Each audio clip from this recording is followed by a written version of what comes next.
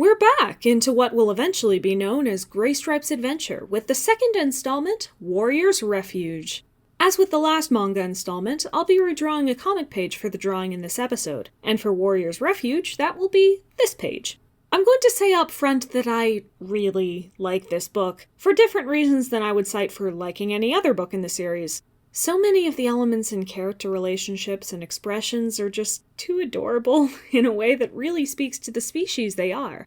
These aren't just cute kits or a nice family. They're kittens, puppies, and a human family all learning to get along and love each other. And those particular relationships are much more viscerally real as a human being myself who has my own cats, who were once kittens, and who also loves and takes care of dogs. This might well be the most accurate book in the series to describe as a cat book, because the fact that they are cats has never been more relevant. That said, it is also still part of a story that includes a couple of well-known and sometimes beloved characters, so I'll try to remember that side of it as well. Warrior's Refuge came out on December 26th of 2007, 8 months after The Lost Warrior and the same day as Dark River.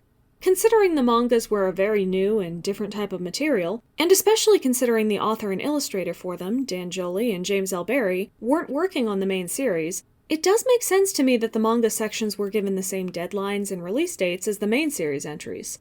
Like the last manga, this one also begins with a note from an anonymous Erin Hunter, as she effectively refreshes us on where the last book left Graystripe off, explains how far he has to go with the clans being driven from the forest, and teases an arc about Millie and the usefulness of her skills as a kitty pet, which will be very interesting to see play out in this book. Warrior's Refuge has a distinct cast of 16 cats, the exact number that The Lost Warrior had, but spread across a different bunch of characters. However, not everything is the same between these two entries. Where The Lost Warrior's top 5 cast had 93% of the lines, only 85% of the lines are from the top 5 characters in Warrior's Refuge. That's still a lot, but it's a significant decrease. Graystripe also got less lines here, and Millie got more, so there is a slightly more even balance, and another character manages to hit 50 lines. So all in all, we have a slightly wider and more stable cast than before, made mostly of completely new characters. Now, without further ado, on to the story itself. Where we left off, Millie committed to journeying with Graystripe to find ThunderClan again, even after learning about his previous mate, Silverstream. This time, we open up with them a short way into their journey, having located high stones a ways out of the two-leg place. After crossing a very large thunder path where Millie froze up and had to be shoved into the second road, they stop for the night, and Graystripe considers how lucky he is to have her with him, to realize when he is exhausted. Millie catches her first vole, Graystripe fails to catch a fish, they lie and watch the stars while Graystripe tells Millie about StarClan, and eventually they have to cross another thunderpath. Graystripe pulls Millie physically off of this one, and both of them end up falling into a cornfield, almost getting hit by a giant monster cutting down the corn, and getting separated from each other. Graystripe finds his way to a barn, where he is confronted by a family. Husker, his mate Moss, her little sister Splash, and Husker and Moss's kits, Birdie, Pad, Raindrop, and Little Mew. Graystripe pleads for their help, and although it is dangerous, Husker agrees to help to save Millie's life, and Splash comes with them. Both of them are taking the danger very seriously, but they soon find Millie, who, to their dismay, has injured her eyes on some of the sharp corn leaves. Husker reluctantly takes them back instead of kicking them out immediately, and Millie, with difficulty, manages to climb the ladder into the loft of the barn where she'll be safe and can heal. Husker still wants them out by nightfall, but Moss steps in on her behalf, saying that she wouldn't want anyone to feel as helpless as they once were.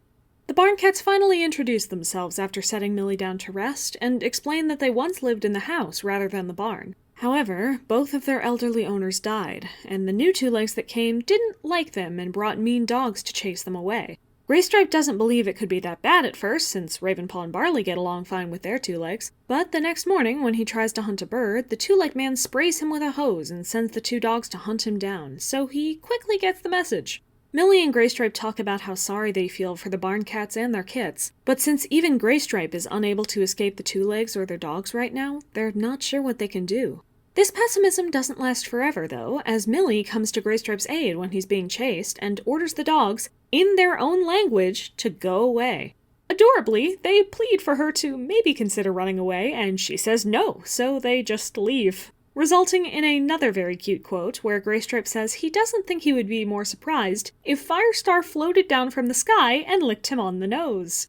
They return, and Graystripe sings Millie's praises, getting her some serious respect from the barn cats and leading to Millie teaching all of them to speak dog enough to order them to run away too.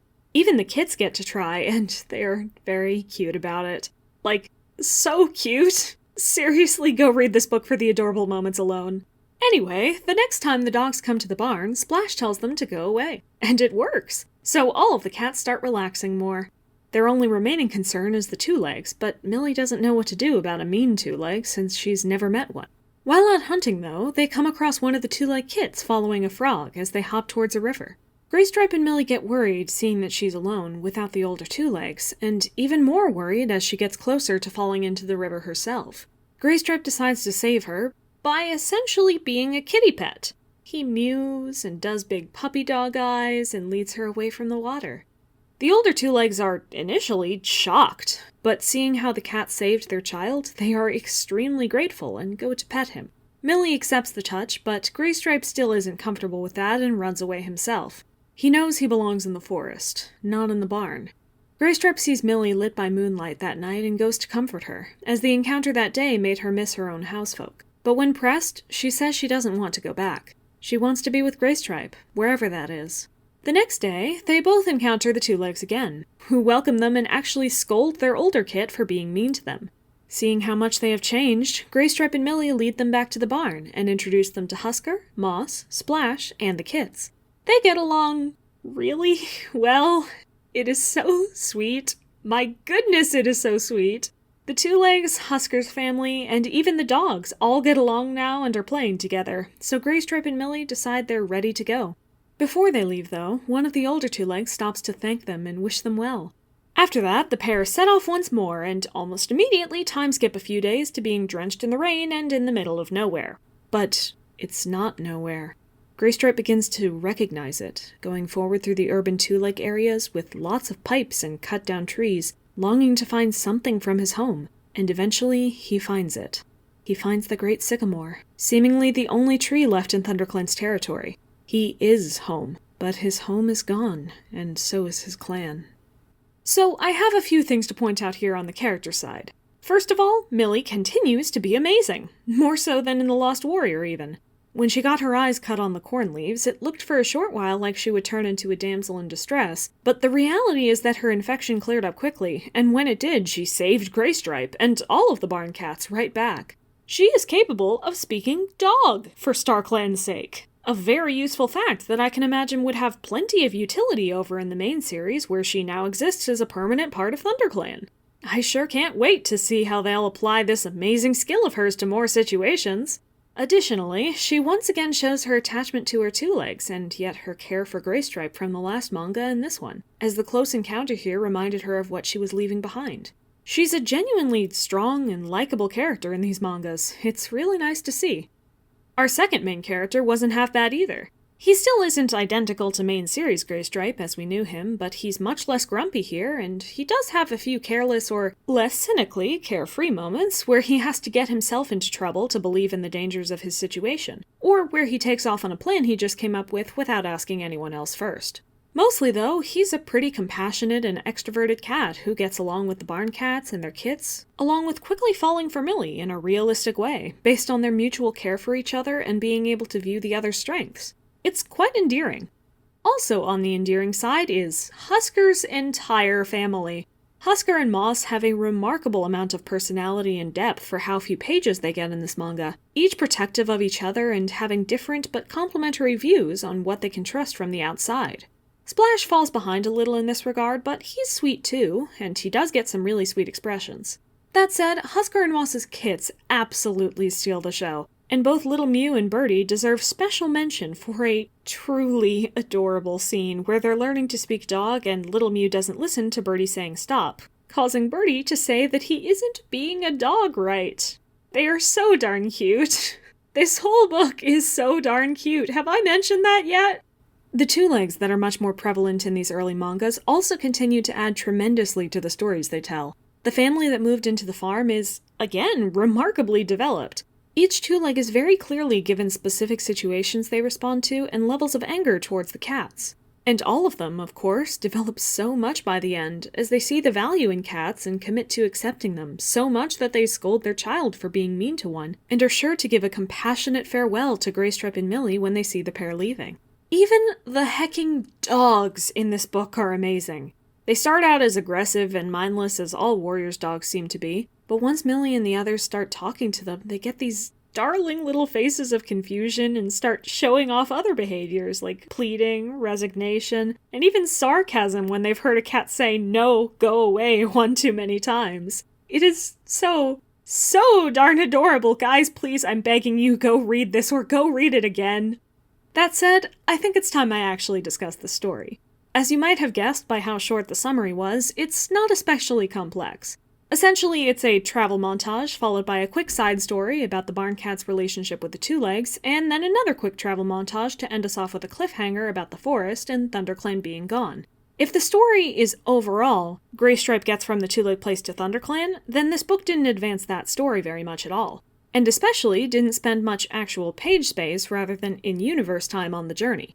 However, that doesn't necessarily matter, because there's a second story going on about Graystripe and Millie's building relationship and each of their commitments to each other in the hard journey they are on. And that story was developed a lot. Both of them were given a chance to choose a different, potentially safer in the end, life, and they decided against it to keep going on their quest regardless, while making the world better along the way rather than just helping themselves. It also did a fair bit to explore Millie as a character, an important thing to do considering she's a new member of our present ThunderClan's permanent cast, among dozens of cats that we've known far longer. She shows off her worth as a cat, a friend, and as a kitty pet. Overall, I genuinely love this manga a lot. From the cute expressions to the surprising depth of all the new characters and all the different species, to the meaning and clarity the story provided to our main characters in deciding the course of their journey, it felt like a worthwhile read. I've been keeping a running favorite books chart for all of the books I've covered so far in Trip Through Time, and Warrior's Refuge sits at 4th place now out of the 17 entries, if you'd like an idea of how far my love for this book goes. Please go read it, in the old black and white or the new colored versions. It's worth your time. And for my part, we still have one more main series entry to go through before I can conclude Graystripe's adventure. So next time I'll dive into Outcast, a divisive, at best, entry in the Power of 3 when I return to our trip through time.